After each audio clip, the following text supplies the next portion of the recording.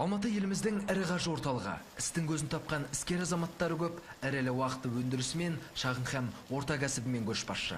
Аумағы ат шаптыр мына сауда ойын-сауық кешені сол кәсіпкер азаматтардың күшімен салынған. Нысанда елбасы аралап көрді, Қазақстанда жасалған өнімдермен танысты. Онымен шектелмей отандық тауарлар сатып алды. Мемлекет басшысы бұл әрекетімен қазіргі әлемдегі алмағай уақытта өз кәсіпкерлерімізді қолдайық дегенді меңзесе керек.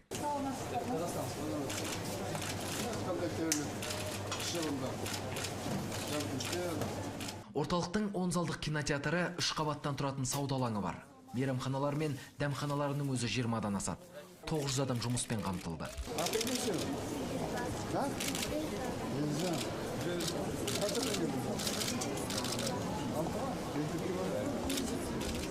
Өзге өңірлерден Алматының иығын асырып тұрған тағы бір бағыт бар. Қала экологиялық таза қоғамдық көлік жүйесін құруға алғашқы болып бет бұрды. Шаһардың қазір газбен және электр энергиясымен жүретін қоғамдық көліктері 60%-ға жетті. Алматы еліміздегі метрополитені бар жалғыз қала. Қолданыста күні бүгінге дейін 7 станциясы болған. Мына біз тұрған Сайран бекеті 8-шісі. Бұдан әрі қарай Мәскеу деп аталатын су жаңа тағы бір аялдама салынды.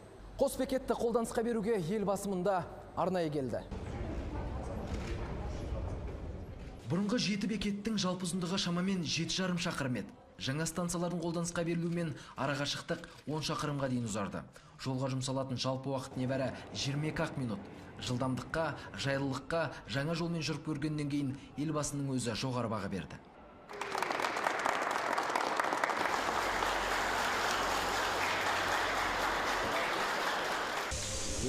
Станция называется Москва. В Москве построена станция Алматы.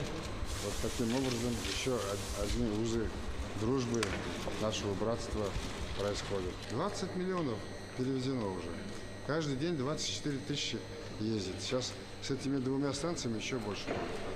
Программа «Светлый путь» Нурлы-Жол, которую я предложил, уже мы начали осуществляться.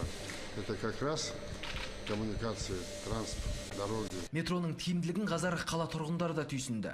Уақыт үнемділігінен бөлек тасымал құны да қалта қақпайды. Бар болғаны 80 теңге. Жолаушылар кішкене бұл транспорттың тиімді екенін басына түсінген жоқ еді. Қазір жылдан-жылда жолаушылар түсініп, қазір мысалы 25-30 мыңға дейін жолаушылар жетеді, күнделікті жүреді суткасына. Өте тиімді болғаннан кейін. Өзіңіз білесіз, жұмыс күндері Алматының көшелерінің бәрі кептеліс. Сол себептен жолаушыларымыз осы метроның тиімді екенін біліп, осы метромен қатынайды. Азанда, кешке, именно час пик уақытысында жолаушылар өте көп. Президент аялдаған келесі нысан Алатау киноконцерт залы. Техникалық мүмкіндіктер бойынша елімізде баламасы жоқ. Дыбыс жүйесі ақш-тікі, жарығы италиялық, кинозалдарының жабдықтары Бельгиядан әкелінген. Ал сәулетін құрастырған, құрылысын салған өз мамандарымыз. Екі кино залы 790 орынға есептелген үлкен залы бар. Мұнда әлемдік деңгейдегі кез келген мәдени шараны өткізуге болады. Елбасы мәдени ошақтың шығармашылық ұжымының дайындығын тамашалады.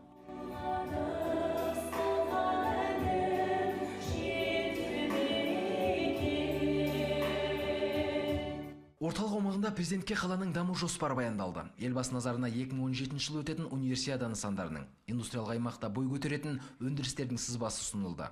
Осы жерде Нұрсұлтан Назарбаев қаладағы экокөліктермен танысты, кейін газбен жүретін автобусқа мінді, қоғамдық көліктің электронды билет жүйесін көрді. Перечисление идет через банк. Да, то есть это полностью прозрачная схема, которая позволит увеличить отчисление бюджета. Да, это терминал контролера, который способен проверить, произведена ли оплата. Президенттің қаланың бұл ауданына арнайы келуі бекер емес. Алатау шаһардағы жаңа әрі даму қарқынды аудан. Салынып жатқан әлеуметтік нысандар қисапсыз көп. Тұрғындармен кездесу барысында Нұрсұлтан Назарбаев бұл жұмыстар жалғасады деді. Біздерде қанша қиыншылықтар бар еді кезінде, елдер не жол жоқ, не электр жүйесі жоқ, не суы жоқ. Қазір ауданды құрдық, қандай керемет болайын деп отыр. Алматының бір орталығы болайын деп отыр. Мынандай ғимараттар Алматының ортасында да жоқ. Мағынасын былай қойғанда, сыртқы тұрының өзі. Мына универсиада қылып салып жатырмыз, бұл бәрі халыққа салынып жатқан нәрсе. Ертең елге қалады. Осының барлығы осында тұратын халық пайдаланатын болады. Сам я по национальности курд. Менің ұлтым күрд, әйелім неміс, балаларым қазақ. Өзім кәсіпкерлікпен айналсам.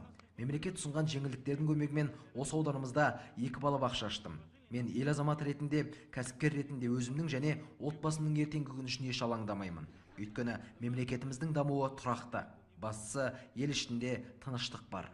Бір ғана Алатау ауданы емес, тұтастай қаланың дамуы қазір ерекше. Қаржылық, транспорттық мүмкіндіктерінен бөлек Алматының туристік әлеуеті жыл санап артуда. Меже жақын жылдары оңтүстік шаһарды әлемдегі ең танымал әрі ең көрікті қалалардың тізіміне қосу. Каждый год приезжая, радуюсь, как Алмата наша развивается. Красивейший и самый крупный город Казахстана. Все любят сюда ездить, все казахстанцы любят Алмату. И прекрасные горы, зеленый город. Но он никогда не оставался вне внимания государства. Я каждый день этим занимаюсь. И сегодня же мы открыли еще 2 дополнительных метро. Открыли крупнейший, наверное, в Казахстане торгово-развлекательный центр, где продается продукция «Покупай все казахстанское». И я всем вам рекомендую. Я там покупку сделал сегодня.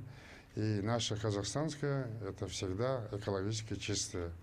Вообще, та продукция, которая выращена там, где ты сам родился, есть самый здоровый, самый полезный для человека. Так что Алмата прекрасно развивается и будет дальше развиваться, будет чище, красивее. Бауыржан Бақытбекұлы, Қанат Әбілдин, Хасен Омарқұлов, Алмас Омарғалиев, Дулат Еңтебеков, президент телерадио кешенінің көмегімен. Алматы.